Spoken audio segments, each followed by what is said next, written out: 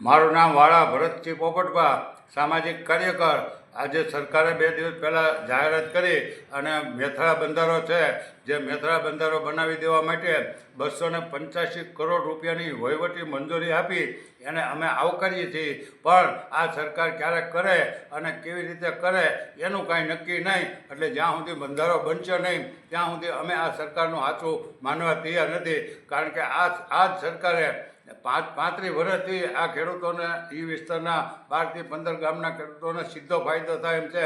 અને ખારું પાણી છે એ મીઠું થઈ જવા માટે જ્યારે આપણા માનનીય વડાપ્રધાન શ્રી નરેન્દ્રભાઈ મોદી ગુજરાતના મુખ્યમંત્રી હતા ત્યારે 2007માં એને ભાવનગર આવીને જાહેરાત કરી હતી કે મેથળા બંધારો છે હું 35 કરોડ રૂપિયામાં બનાવી આપજો, એવી એને ચૂંટણી ટાણે જાહેરાત કરી હતી.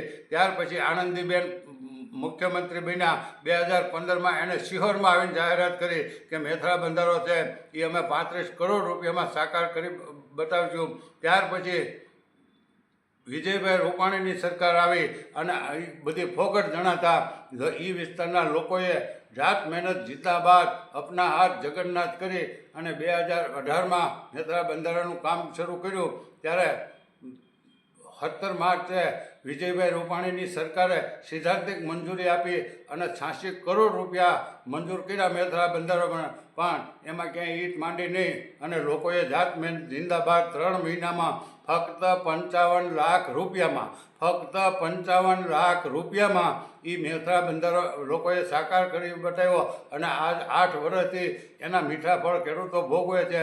અત્યારે સરકારે 285 કરોડ રૂપિયા મંજૂર કર્યા અને સરકાર જ એમ કહે છે કે એમાં 750 એફડીએમસી પાણીમાં, પણ લોકોએ જાત મહેનતે 55 લાખ રૂપિયામાં મેથળા બંધારો બનાવ્યો.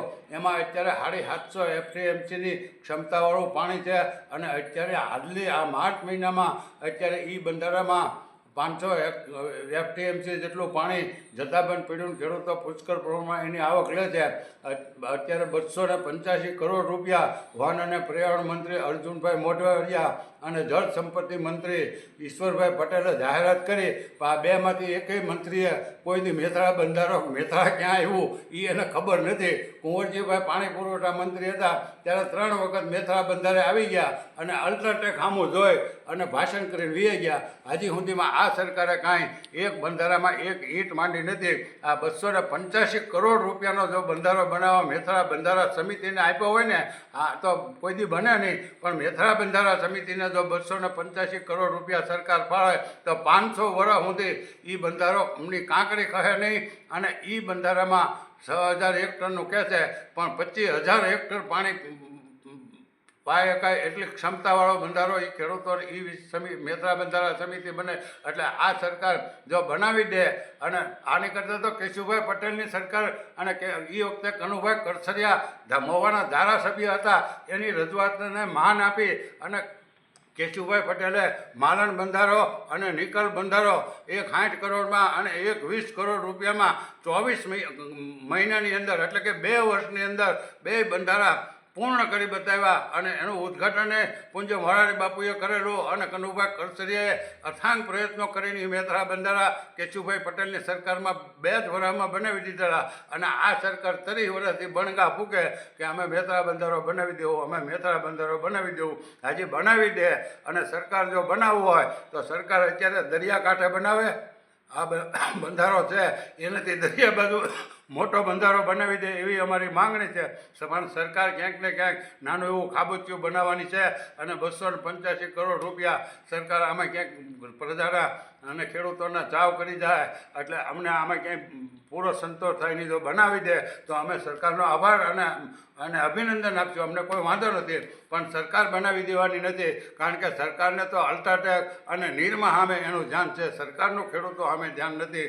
આ તો કેશુભાઈ પટેલ અને કનુભાઈ કરસરિયાના કારણે મહુવામાં બંધારા બની ગયા. બાકી આ બંધારો બનાવવામાં અત્યારના કોઈ ધારાસભ્યોના કે નેતાઓને ક્યાંય રસ નથી. પણ આવનારા દિવસોમાં જો આ બંધારો નહીં બને તો બધા સરકાર સામે જોયા જેકા પ્રોગ્રામો કરતાં અમે અચકાશો નહીં અને લોકોને સંપૂર્ણપણે જાગૃત કરજો. આ તો ચૂંટણી આવી એટલે ક્યાંક ને ક્યાંક બાનું 2023માં તો તમે એ 30 કરોડ એટલા તો બધાને ખેડૂતોને કોટડા, તલી, બાંભોર, વાલર વગેરે મેથળા વગેરે ગામના ખેડૂતોની જમીન સંપાદન કરીને પૈસા આપી દીધા. તો આજે ચિંતા તમારે વહીવટી મંજૂરી, તો વહીવટી મંજૂરી વગરના તમે આ ચૂકવણી કરી દીધું, એટલે એ શંકાના દાયરામાં છે.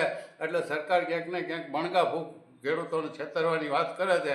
પણ સરકાર વહેલી તકે બંધારો બનાવે. બંધારો બનાવવો હોય તો 12 મહિનામાં બનાવી દો ને, એટલે ખબર પડે. એટલા બધા પૈસામાં તો આ અડધો શેત્રુંજી ડેમ કરતાં મોટો ડેમ બની જાય એટલા પૈસા તમે આમાં વાપરી નાખ્યા. ક્યાં 35 કરોડ રૂપિયાની વાત હતી અને ક્યાં અત્યારે 285 કરોડ. એટલે સરકાર લાંબી દહે ધવરાવે નહીં તો સારું, એવી અમારી માંગ છે. નહીંતર ભાઈ સરકારની અમે આ ચૂંટણીમાં લાંબી દહે ધરાવશું. જય હિન્દ, જય ભારત.